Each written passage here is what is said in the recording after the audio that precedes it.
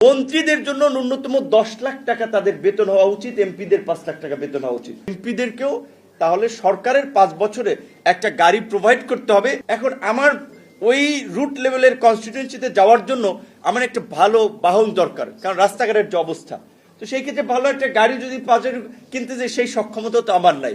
তাহলে এখন আমার তো লাইফও ঝুঁকিতে। আমি যদি একটা ছোট গাড়ি নিয়ে যাই, ওই যে ট্রাকের ড্রাইভাররা বা বাসের ড্রাইভাররা যেটা বলে প্লাস্টিক, বায়ে প্লাস্টিক ডানে প্লাস্টিক, তো কোনোভাবে মাইরে দিলে তো আমি নিজে শেষ, এমপি শেষ। তো এটা আমার কথা বললাম এই কারণে, আমি তো মন্ত্রী হিসেবে যাই হোক তারপরে একটা গাড়ি পাচ্ছি, কিন্তু আমি বলছি এটা এমপিদেরকেও তাহলে সরকারের 5 বছরে একটা গাড়ি প্রোভাইড করতে হবে।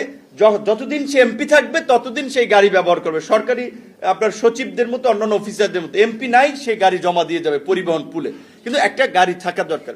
একই সাথে এমপি মন্ত্রীদের জন্য এখন এমপির যদি আপনার বেতন তো বেসিক 55,000 টাকা বোধ হয়, এবং সর্বসাকুল্যে 1,70,000 মতো সামথিং পায়।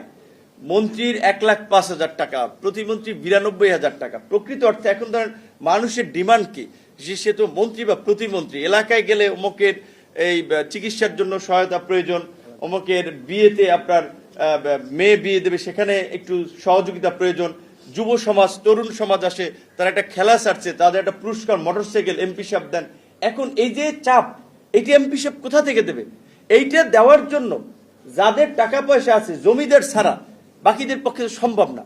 এইটা দিতে হইলে তাহলে 9-6 এইখানের তো ওইখানে, এইখানের তো ওইখানে করা লাগবে। সেই কারণে আমরা মনে করি যে ওই আমি বলছি মালয়েশিয়া এবং এই সিঙ্গাপুরের উদাহরণ দিয়ে, তাহলে এখানেও এমপি মন্ত্রীদের আমি মনে করি এটা আমার জন্য না।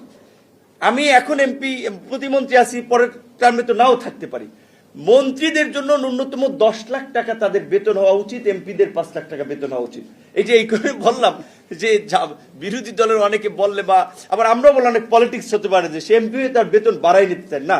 আমরা এই রাষ্ট্র ব্যবস্থার ভেতর থেকে, এখানে তাসলিমা আপা আছেন, অনেকদিন ধরে শ্রমিক আন্দোলন করেন, কাজেই শ্রমিকের দুঃখ দুর্দশা বুঝেন, শ্রম সংস্কার কমিশনে ছিলেন। আমি শুরু থেকে শ্রমের দায়িত্ব এবং প্রবাসী কল্যাণের দায়িত্ব পাওয়ার পর থেকেই তারা আমাকে বলেছে, ভাই আপনি আমাদের লোক, রাস্তার লোক, আন্দোলন সংগ্রাম করেছি, এই শ্রম আইন পরিপূর্ণভাবে কিন্তু বাস্তবায়ন করতে হবে। তার যে যেই লাইনে কাজ করেছে তার ওই চিন্তা ভাবনা যে না, এটাকে কিভাবে আমি বাস্তবায়ন করতে পারি।